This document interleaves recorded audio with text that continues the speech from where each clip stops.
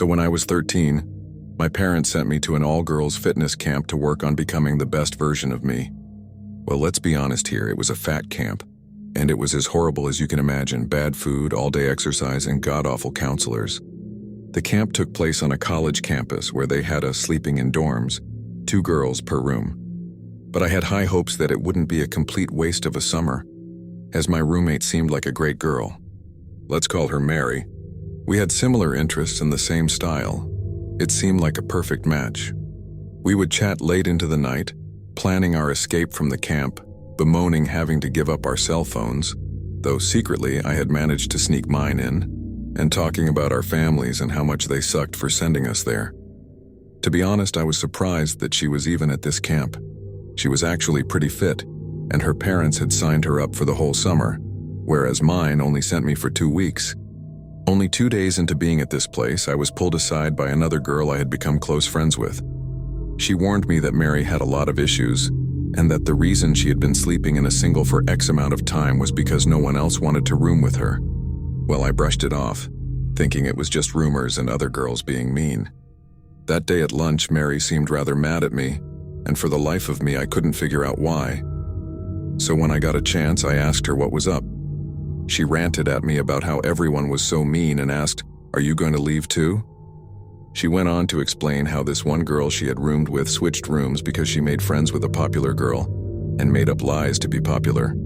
And, silly me, I believed her. We continued hanging out, and only now do I realize how she was keeping me from hanging out with anyone else. Near the end of my first week, the camp took us on a long walk over to the local pool. It was a big deal, as it was super hot and only a once-a-week activity. Mary and I were super excited to go. When we got there, we quickly claimed some chairs and left our stuff. Since Mary had been at the camp for several months, she didn't have to pass some stupid "can you swim" test that I assume is mandatory in most camp settings. So we were separated for about 20 minutes. After I passed with flying colors, I jumped into the pool and just started floating around. I heard her calling my name and saw her waving me over to the deep end of the pool. I swam over and asked what was up, and she said she wanted to show me something. Next thing I know, her hands are around my neck and she's shoving me underwater. Now I'm a good swimmer, and I'm very capable of holding my breath for quite a long time. But never in my life had anything like this happen to me, and I panicked and opened my mouth to scream. Luckily, before my mind had even processed what was happening, I had kicked up my legs and shoved her back, making a desperate escape. Somehow I managed to swim away and pull myself out of the pool. As I caught my breath and began to process what had just happened, I looked back at her. She was just staring at me, not having moved. I quickly grabbed my stuff and ran into the bathroom to call my mom. I was in tears as I explained what happened, and it was very obvious she didn't believe me. I stayed in that bathroom until we left to go back to camp. I didn't leave the counselor's sides the entire walk back. When we arrived back at the camp, I was pulled aside by one of the women in charge. She very rudely demanded I give her my cell phone. I, of course, denied having one and asked why she thought I did. She told me that my parents had called about some assault that had happened to me and said I had called them. Quickly, I excused it, saying I borrowed a phone from a lady at the pool. Thankfully, they bought that. They told me that I would be moved to a new room the next day, and that I had to spend the night with Mary one last time. Furiously, I begged them to please let me sleep on the floor of another girl's room, but they insisted I was being melodramatic. As soon as I was left alone again, I raced to the closest bathroom and called my mom. That's when I learned the truth about Mary. I wasn't her second roommate, nor her third, fourth, or fifth. I was the 6th girl to stay in a room with her. 3 of her roommates had left camp early, and the other 2 had switched rooms at the first opportunity. All 5 other girls had made allegations of violence from Mary against them, but the camp refused to do anything, insisting she was just a troubled girl who wanted to make friends. Or as they told my parents, well, she has had some issues in the past. That night I didn't sleep at all, and neither did Mary. She sat up in bed staring at me all damn night. I could feel her watching me and I was terrified. I had my phone clutched in my hand with 911 dialed and ready to call at any moment. I practically cried when the sun came up. That day I was moved to a new room in a different building and somehow managed to break my foot in the process. So my parents drove up and took me home, with a cast on my foot to commemorate my time there. To this day, I've had issues from what this girl did to me, and I've never been able to live with roommates or make friends as easily.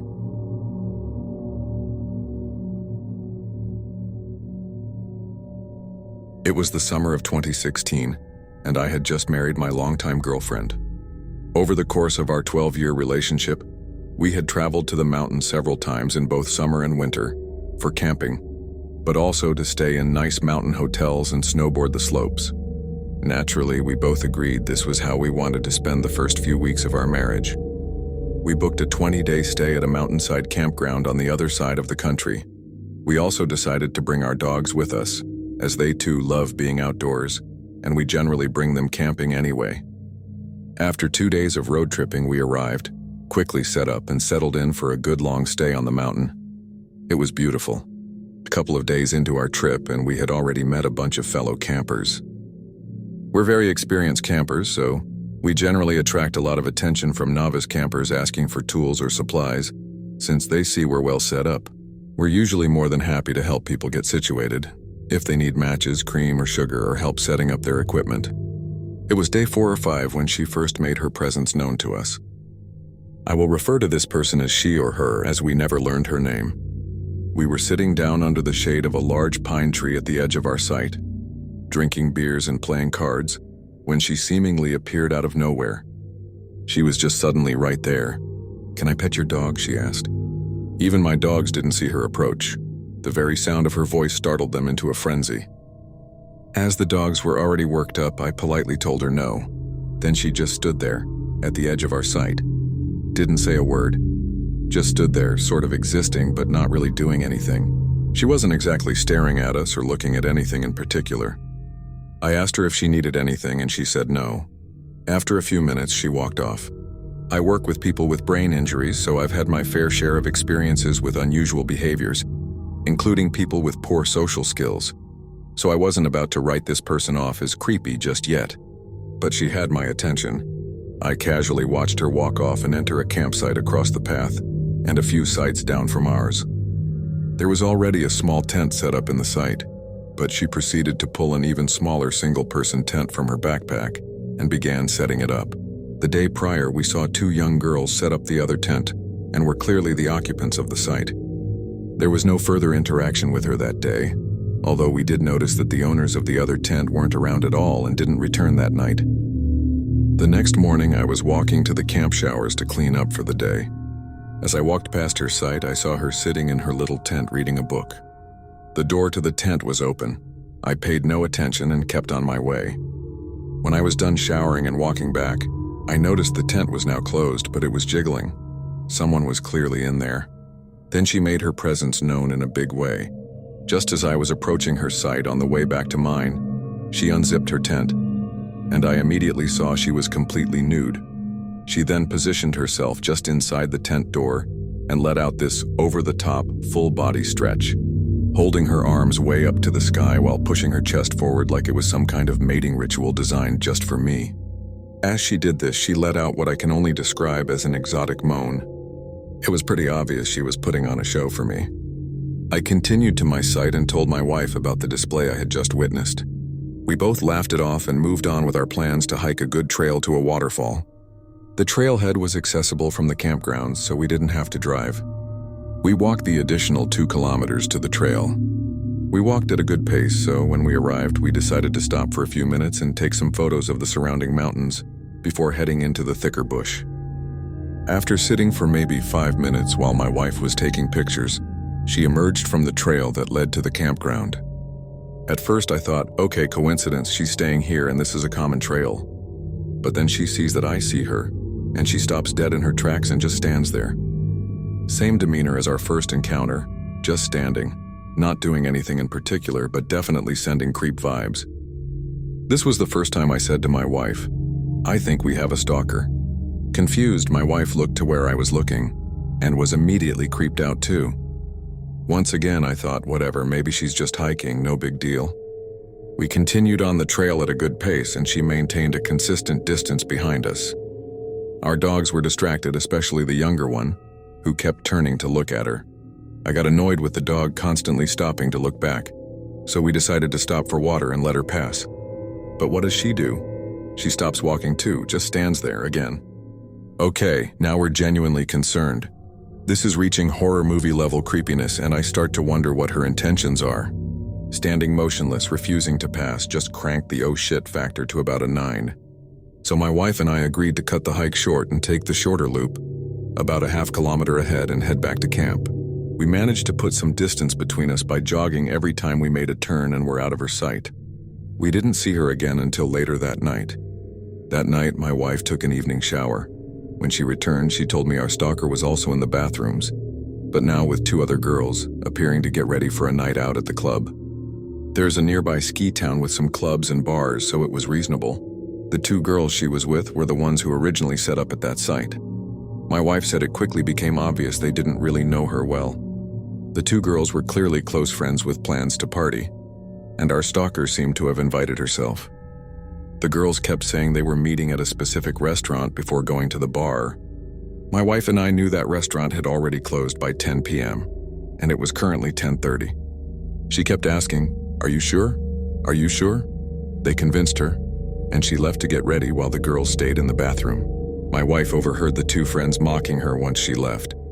My wife had no patience for that, creepy or not, so she called them out for their behavior. The girls explained that when they returned to the site, she had already set up her tent there, uninvited. They didn't want to cause drama since they were leaving the next day. At about 3 a.m. that night, we were all jolted awake by a blood-curdling scream outside our camper. At first, I thought it must be a wild animal. My wife was trembling, the dogs barking, and I was startled but curious. I pulled back the window cover, and there she was, standing motionless on the path outside our trailer. I had the window cover open maybe 8 to 10 centimeters when she seemed to make direct eye contact with me. My heart was racing. After what felt like forever, she turned around and calmly walked back to her tent. I made sure everything was locked up. After a stiff whiskey and an hour of trying to calm down, we eventually got back to sleep. The next day, Friday, our friends arrived from the city to spend the weekend. They hadn't even been there 15 minutes, still setting up their tent when, bam, she appeared again. This time she was in our sight. I hadn't had a chance to fill in our friends about her, so they were friendlier than I was. She asked to pet my dog again, who was barking at her the whole time. I said something like, "She's not being very friendly towards you right now, so I'd prefer if you didn't." She didn't pet the dog, but just stood there staring at me like she was imagining how she'd dismember me. She then noticed the brand of our friend's tent and said she had the same model. My friend picked up on the weird vibes and brushed her off. Then she grabbed at the tent pegs and the hammer, saying she'd help because she had experience. My friend declined and asked for his tools back. Cue the full-on psycho stare, and now she's holding a hammer. Then just like that, she dropped everything and ran off. I explained the last few days to our friends, and we all agreed to keep an eye on her. By that point, the 2 girls had packed up and left. That night we were drinking and relaxing when around 11 p.m. she walked over again. She said, "Hey, you guys seem to have extra room with the tent and the camper. Think I could stay with you guys tonight? We could have a lot of fun together." My buddy, a few beers deep, goes, "Did you just propose a gangbang to us?" I'm sitting in my chair sipping whiskey watching this go down. She hadn't really acknowledged me, and until now. She smiles, turns her head, looks directly at me and says, "I like your friend." Then she turns and disappears into the darkness toward the forest. What the fuck? That night, as we returned from the bathrooms, my wife pulled my hoodie and said, "Babe, look." Her site was trashed. Stuff everywhere, garbage, clothes, food, but no tent. She was gone. As luck would have it, the park patrol was nearby. We told them she'd been acting erratically and was likely squatting. They took notes. We didn't see her again until the very last day. There's a great lookout point near the site, and we wanted to watch the sunset on our final night. It was a beautiful moment, and until she appeared again. We were sitting on the bolted-down chairs taking in the view when my wife, looking through the camera, noticed her down the mountain, watching us. Then she walked up the slope, sat on a boulder beside us, and said nothing. My wife had the brilliant idea to snap one last scenery shot and got her in the photo just in case. We took our final look and headed back to camp. We didn't see or hear from her again. Upon reflection, we agreed she likely had serious mental health issues. She had zero social skills, and while we did see her try to make friends, she crossed into dangerous territory. The stalking, the late-night screaming, The attempted entry into our space, it was terrifying. A wild start to our marriage and definitely a story worthy of telling.